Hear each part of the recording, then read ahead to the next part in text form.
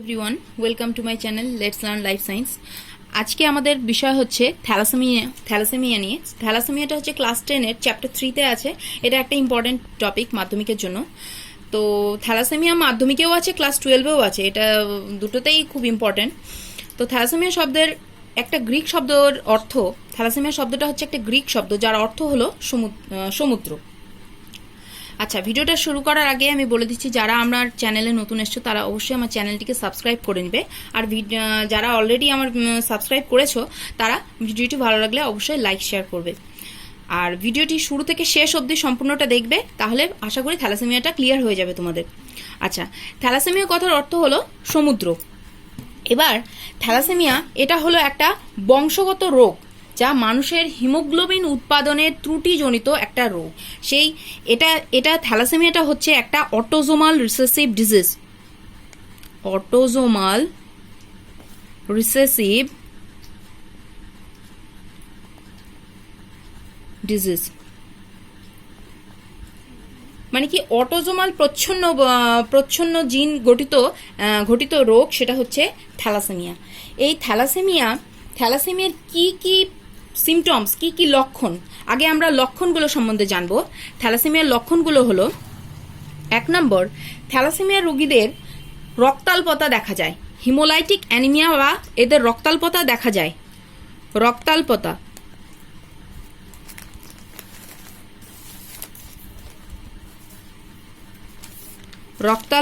দেখা যায় 1 নম্বর। 2 নম্বর হচ্ছে, এদের কি হয়,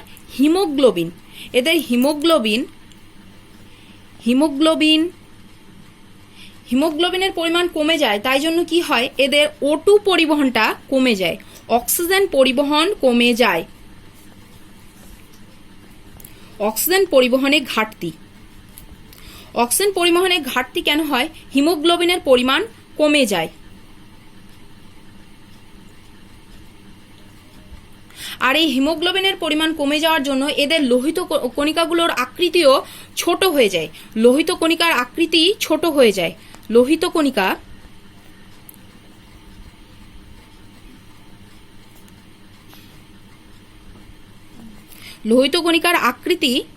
হয়ে যায়। আর থ্যালাসেমিয়া আক্রান্ত রোগীদের কি হয়, এরা কালো মূত্র ত্যাগ করে, এদের ডার্ক ইউরিন হয়। আর কি হয়, এদের অস্থিটা দুর্বল হয় এবং বিকৃত হয়, প্লীহা আর অস্থি এসব বৃদ্ধি পেয়ে যায়। আর বারবার করে এদের কি হয়, রক্ত দিতে হয়, এদের বারবার করে রক্ত পাল্টাতে হয়, শরীরের মধ্যে রক্ত পাল্টাতে হয়। রক্তের পরিমাণ বারবার রক্ত পাল্টানোর ফলে কি হয়, দেহের মধ্যে লোহার পরিমাণ বেশি বেড়ে যায়। আর দেহে লোহার পরিমাণ বেড়ে যাওয়ার ফলে এদের হৃৎপিণ্ড, যকৃৎ এগুলো সব মানে ধীরে ধীরে এগুলোও ক্ষতিগ্রস্ত হয়ে যায়। এই হচ্ছে থ্যালাসেমিয়া রোগের সিমটমস, এবং এদের এই লক্ষণগুলি এদের দেখা যায়। এবার সিমটমস আমরা জানলাম। এবার থ্যালাসেমিয়া রোগটার কারণ কি, থ্যালাসেমিয়া রোগের কারণ কি সেটা সম্বন্ধে আমরা জানবো। থ্যালাসেমিয়া রোগের কজ কি সেটা হচ্ছে, থ্যালাসেমিয়াটা হয় 2 টাইপের থ্যালাসেমিয়া। একটা হচ্ছে আলফা আর আরেকটা হচ্ছে বিটা থ্যালাসেমিয়া। এই আলফা থ্যালাসেমিয়াটা কখন হয়, আলফা থ্যালাসেমিয়াটা হয় আলফা গ্লোবিন জিন সংশ্লেষের যদি ঘাটতি দেখা যায়, কম পরিমাণে হয় কিংবা হয় না, তখন সেটা হয়ে গেল আলফা থ্যালাসেমিয়া। আলফা গ্লোবিন জিন। আর বিটা থ্যালাসেমিয়াটা হচ্ছে বিটা গ্লোবিন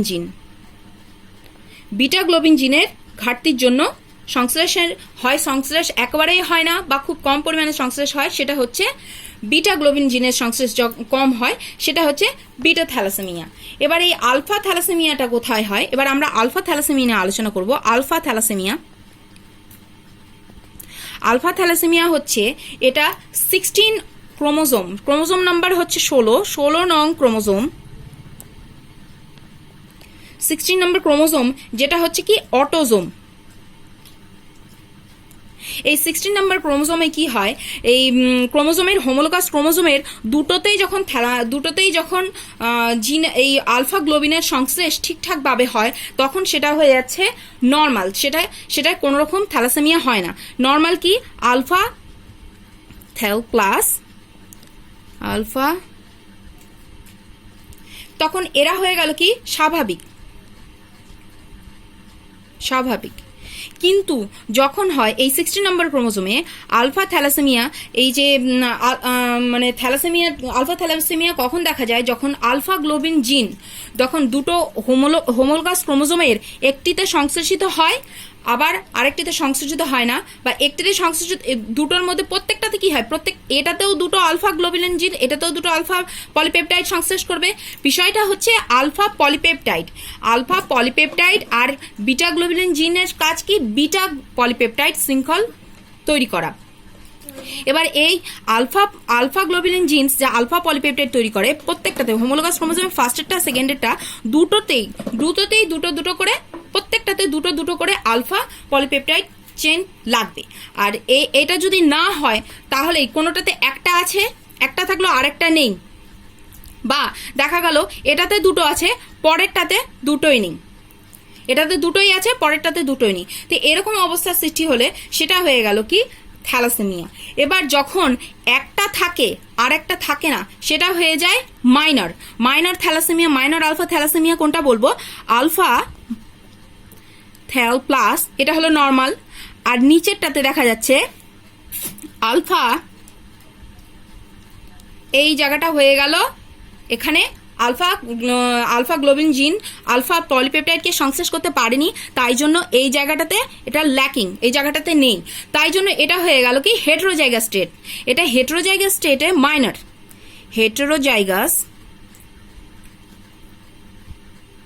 হেটেরোজাইগাস স্টেট, আর সেটা হচ্ছে কি মাইনর থ্যালাসেমিয়া। এটা হয়ে গেল মাইনর থ্যালাসেমিয়া। এবার মেজর থ্যালাসেমিয়া কখন হবে? মেজর থ্যালাসেমিয়া তখন হবে যখন আলফা থ্যালাসেমিয়াটা যখন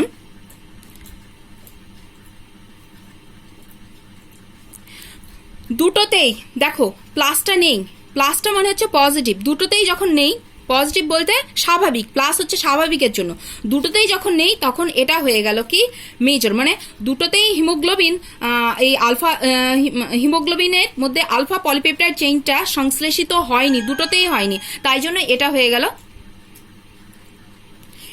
হয়ে গেল তোমার মেজর থ্যালাসেমিয়া।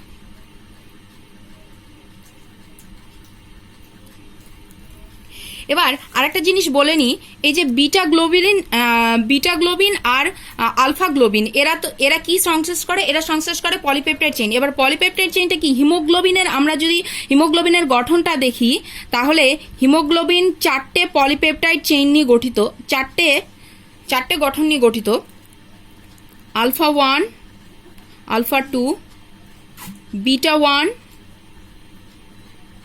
বিটা 2, এই যে শৃঙ্খল নিয়ে গঠিত, এদের এই সংশ্লেষটাই যদি ঠিকঠাকভাবে না হয় তখনই দেখা যায় থ্যালাসেমিয়ার রোগ, অটোসোমাল রিসেসিভ ডিজিজ। এবার আমরা আলফা থ্যালাসেমিয়া সম্বন্ধে জানলাম, এবার আমরা জানবো beta thalassaemia. Beta thalassaemia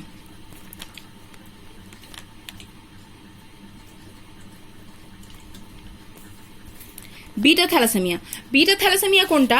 beta thalassaemia হচ্ছে এই বিটা গ্লোবিন জিনস যেটা আছে, বিটা গ্লোবিন এই বিটা গ্লোবিন জিন যখন হচ্ছে বিটা গ্লোবিন জিনস যখন বিটা পলিপেপটাইড চেইনকে শৃঙ্খলটাকে সংশ্লেষ করতে পারে না, একেবারেই হয় না বা খুব কম পরিমাণে হয়, সেটা হচ্ছে বিটা থ্যালাসেমিয়া। যখন একেবারে মানে খুব কম পরিমাণে হয় সেটাকে বলা হয় খুব কম পরিমাণ বিটা পলিপেপটাইড,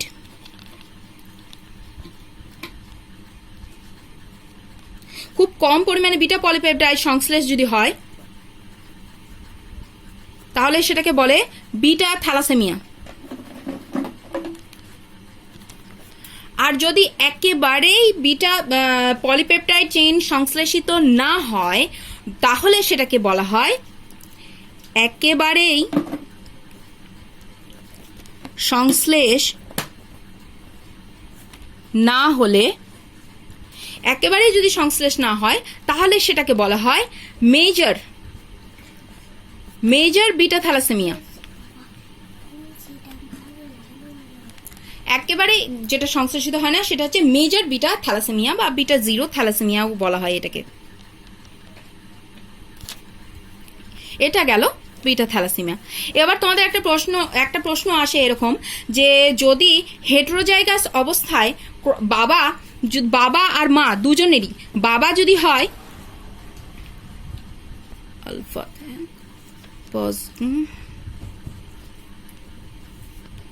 এটা কি হেটেরোজাইগাস অবস্থায় মানে ক্যারিয়ার, এটা হচ্ছে স্বাভাবিকের জন্য, আর এটা হয়ে যাচ্ছে থ্যালাসেমিয়ার।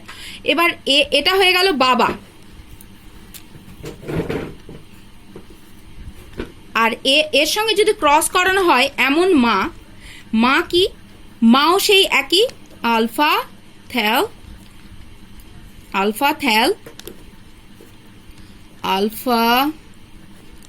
পজিটিভ। তাহলে এটা স্বাভাবিকের জন্য আর এটা হচ্ছে থ্যালাসেমিয়া।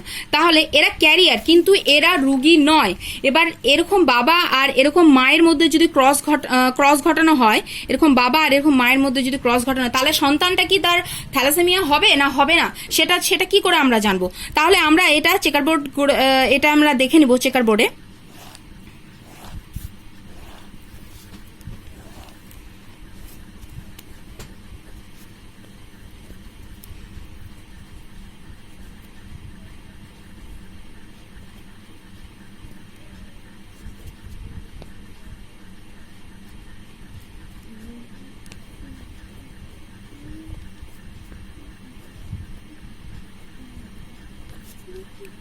তাহলে আলফা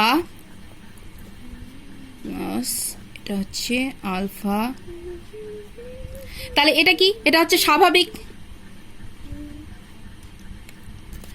তারপরেরটা ক্রস করে তারপরেরটা হচ্ছে আলফা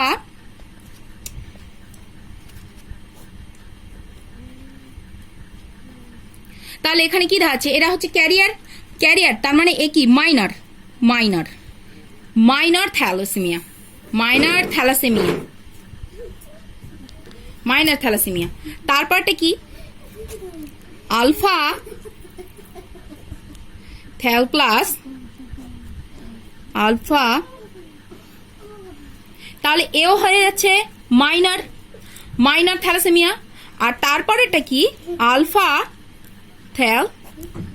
আলফা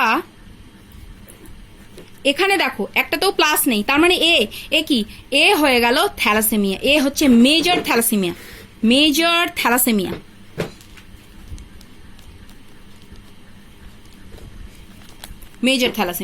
তাহলে এই হয়ে গেল আমাদের। তাহলে সন্তান কি তাদের থ্যালাসেমিয়া আক্রান্ত হবে। বাবা মা যদি ক্যারিয়ার হয়, তাদের যদি থ্যালাসেমিয়া নাও থেকে থাকে, কিন্তু তারা যদি হেটেরোজাইগাস অবস্থায় থাকে, তবে তাদের থ্যালাসেমিয়া আক্রান্ত তারা সন্তান পেতে পারে। তাহলে আজ এটুকুই থাকলো আজকে। তোমাদের যদি ভালো লাগে তোমরা আমার চ্যানেলটিকে অবশ্যই লাইক সাবস্ক্রাইব করবে। Thank you for watching.